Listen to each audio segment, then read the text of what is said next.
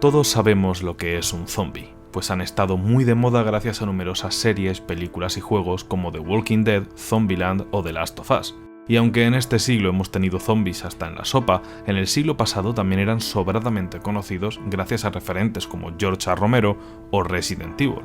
Sin embargo, el concepto de zombie es mucho más antiguo y proviene del vudú, en el que un hechicero manejaba como a una marioneta a un cadáver, convirtiéndolo en eso tan parecido al zombie sin mente que todos conocemos.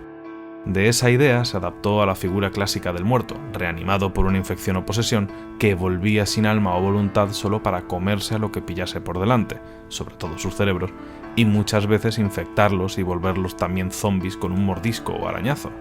Estas formas de control, como la del vudú, individuos sin voluntad o caníbales e incluso comedores de cerebros, son más reales de lo que muchos creéis en la naturaleza. Si no contamos la droga zombie, que es algo artificial, estos son los más terroríficos zombies y zombificadores de nuestro mundo. Veréis que la mayoría de responsables son parásitos o parasitoides. Vamos a empezar hablando de los hongos del género Cordyceps, que con más de 400 especies son los creadores de zombies más famosos de la naturaleza gracias al videojuego The Last of Us, donde son responsables de convertir a la humanidad en hongos humanos zombificados.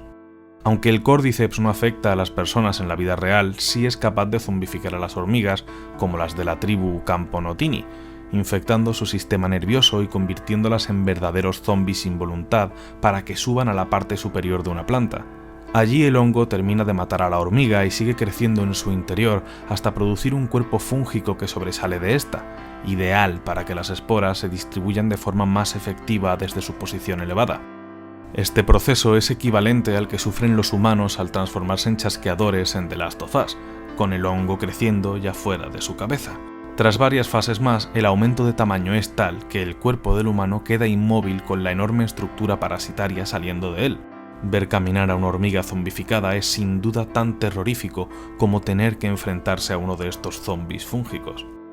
Otro ejemplo de hongo que es capaz de crear algo parecido a un zombie es el Pleistophoria mulleri, que convierte a los camarones en caníbales, algo ya presente en la naturaleza pero aumentando su voracidad y comiendo 2 veces más ejemplares de su propia comunidad, siendo terroríficamente similar a los zombies de la cultura popular.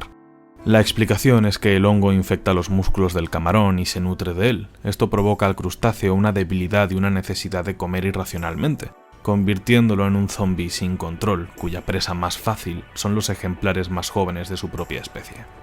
Varios gusanos también son parásitos expertos en zombificar a sus víctimas para infectar a nuevos huéspedes. Irónicamente, la función al crear estos zombies es que sean comidos en vez de dedicarse a comer. Los nematomorfos se alimentan en el interior de animales a los que parasitan, haciéndose cada vez más grandes y poniendo en marcha su estrategia zombie cuando el crecimiento sobrepasa ciertos límites. Manipulan los ganglios nerviosos o las hormonas de insectos como grillos o mantis, zombificándolos y anulando su voluntad, haciendo que estos se vuelvan más vulnerables a depredadores o ahogándolos en el agua. Así el parásito pasa a la nueva víctima cuando ésta se come a dicho insecto, como en el primer caso, o las acecha en el agua, como en el segundo. Otro gusano zombificador es el Leucochloridium paradoxum, que va un paso más allá. Se instala en los famosos cuernos de los caracoles que se convierten en sus huéspedes intermedios en contra de su voluntad y crean una coloración llamativa para que sean más visibles a depredadores como las aves.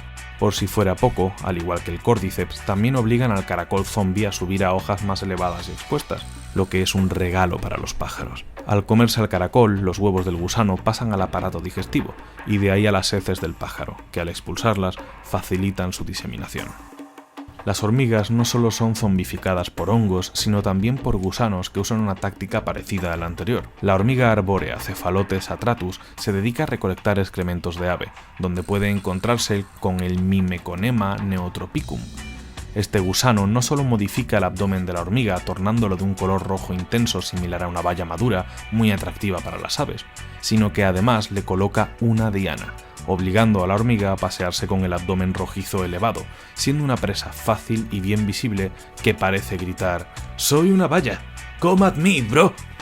También parecido es lo que hace el gusano Euaplorchis californiensis al parasitar a los quilis, unos peces que no suelen acercarse a la superficie del agua para no ser comidos por las aves. pero que al ser infectados son obligados a nadar más tiempo ahí arriba e incluso giran sus vientres plateados para crear destellos de luz que son como señales de comida fácil para las aves, a las que el gusano parasita sus intestinos. Hay un último gusano capaz de crear una característica zombie clásica, la deformidad o putrefacción, aunque en este caso sea más bien lo primero.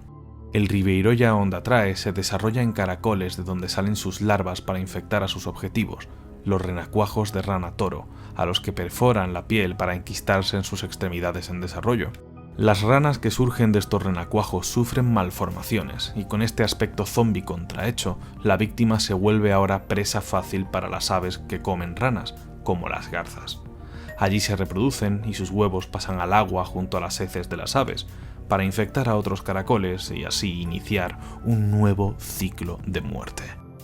Siguiendo una estela parecida a la de los gusanos, pero subiendo otro peldaño, las avispas son expertas creadoras y controladoras de zombies, no solo para ser comidos, sino también para hacer la tarea de guardianes. Un buen ejemplo lo encontramos en la avispa Hymenopimethys argyrafaga, que zombifica a algunas especies de arañas. Tras inmovilizarlas con su aguijón, les inyecta un huevo cuya larva se alimenta del interior de la araña durante 1 o 2 semanas y obliga a la araña a destruir su propia telaraña para crear una estructura que la proteja en su futuro capullo. El espeluznante proceso acaba con una araña completamente hueca por dentro. La avispa esmeralda Ampulex compressa puede transformar a las cucarachas en zombies sumisos. La víctima es drogada mediante sustancias químicas introducidas de forma muy concreta en su sistema nervioso y llevada al nido de la avispa dócilmente, como un perro con una correa, pues anula su instinto de huir.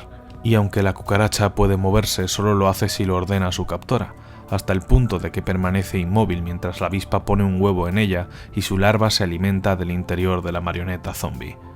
Esta zombificación, usando sustancias químicas, deja en pañales a cualquier rito vudú que use drogas para conseguir este estado de anulación de la conciencia.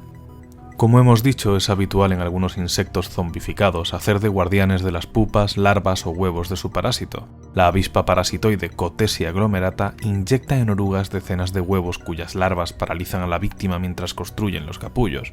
En esta fase la oruga recupera la movilidad, pero no su voluntad, y se queda vigilando la progenie de la avispa usando movimientos muy violentos y espasmódicos para ahuyentar a posibles depredadores, ejerciendo de perfecto guardián zombie.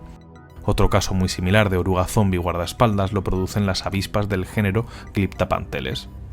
Terminamos con las avispas hablando del Dinocampus coccinelle, que pone sus huevos en el estómago de las mariquitas. Esta no solo se ve obligada a dar refugio a los huevos y alimentar a sus larvas con su propio cuerpo, sino que una vez formado el capullo, la mariquita lo protege hasta que el adulto emerja para infectar nuevas víctimas. Pese a todo, algunas mariquitas sobreviven a tan agónica experiencia. En este caso, el causante de la zombificación no es la avispa en sí, sino el virus del género Iflavirus responsable de paralizar a la mariquita cuando la larva emerge, y de convertirla así en un golem guardián. Es el primer ejemplo de virus zombie parecido de forma inquietante a los virus creadores de zombies humanos en la ficción. Peor es el caso de los baculovirus, que infectan a las orugas de polillas y mariposas. El virus invade las células del huésped para crear nuevos baculovirus como cualquier otro virus, mientras la oruga vive y come hojas de forma normal. Pero cuando se prepara para abandonarla, el virus vuelve a la oruga voraz y frenética, haciéndola comer en lo alto del árbol sin cuidado a quedar expuesta a depredadores. Y en ese momento empieza un proceso terrorífico. Si antes hemos hablado de deformidad, ahora ya pasamos a putrefacción.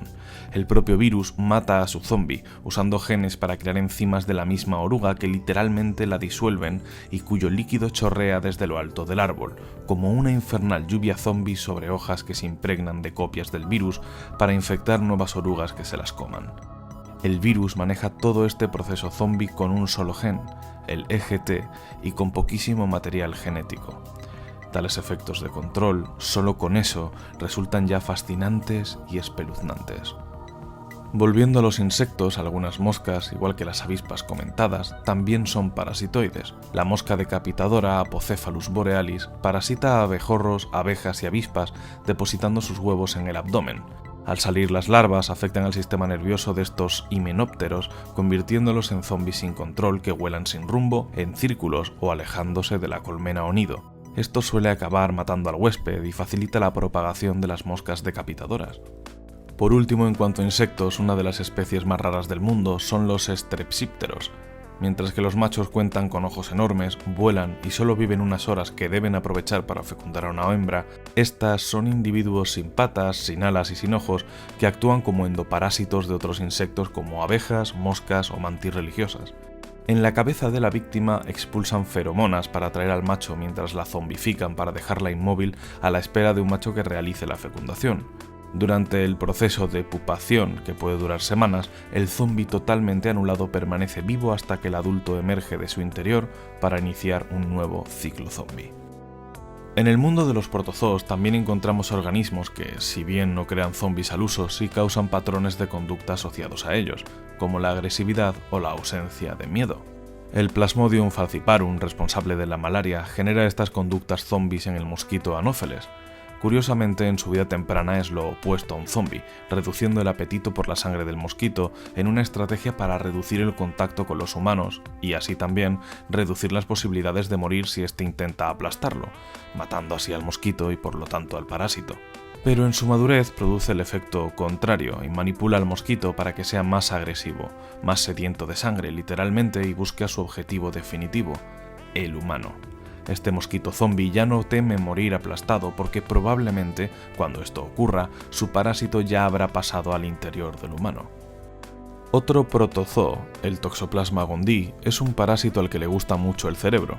Es el causante de la toxoplasmosis, una enfermedad leve, pero que puede complicarse en ciertas situaciones. Y sí, este sí que afecta a seres humanos. Sus huéspedes más comunes son los felinos, pues en ellos transcurre su fase sexual y es el objetivo principal del parásito para proliferar. En su fase asexual pueden infectar a muchos otros mamíferos o aves. En estos casos forman quistes en músculos y cerebros que no son detectados por el sistema inmune. Esto aumenta la producción de dopamina, que en ratones supone que tengan esa conducta zombie de agresividad y falta de miedo, en este caso a los gatos. Esto hace que el gato mate fácilmente al ratón. Y de este modo el parásito pasa a otro huésped, como si de una infección zombie se tratase y cumple la misión vital y al mismo tiempo mortal del protozoo. Este aumento de dopamina también nos afecta a nosotros los humanos, que si bien no podemos ser comidos como tal por los gatos, sufrimos efectos tan diversos y terribles como la esquizofrenia, el aumento de la agresividad, la autoconfianza, el aumento del apetito sexual y también las tendencias suicidas. Como veis, en cierto modo pueden volvernos zombies, aunque sea momentáneamente y solo en ciertos aspectos. El protozoo puede introducirse en humanos mediante carne cruda contaminada o ingiriendo accidentalmente quistes de los gatos, también presente en agua o tierra contaminada por estos. En mujeres embarazadas el parásito puede pasar al feto, de ahí la recomendación de no comer jamón durante la gestación. Y ya que hemos mencionado el cerebro, terminaremos este repaso a los zombies de la naturaleza con un homenaje al gusto por comer sesos que tienen los zombies de la ficción. Y esta vez nos vamos a algo más grande que un insecto, un pájaro. Aunque el carbonero, Parus major, es bonito, también es muy agresivo, y aunque no sea un zombie ni un creador de ellos, sí es un ávido comedor de cerebros de otras aves, normalmente polluelos o pájaros pequeños, incluso de murciélagos que hibernan tranquilamente. Además, su forma de conseguirlos es aterradora, pues cuando le hincan el diente, o más bien el pico al cerebro de su víctima, ésta puede seguir con vida mientras el carbonero se nutre de las preciadas grasas de sus blandos y deliciosos sesos, aún bien calentitos. Y con esto llegamos al final de nuestro repaso de zombies en la naturaleza. Aunque hay algunos ejemplos terribles, los humanos pueden hacer uso de ellos, como avispas y moscas parasitoides, para proteger los cultivos, por ejemplo. Así que igual que Leaf de iZombie usa su condición para resolver asesinatos, o Michonne de The Walking Dead usa a los no muertos como camuflaje, algunos zombies pueden sernos de ayuda.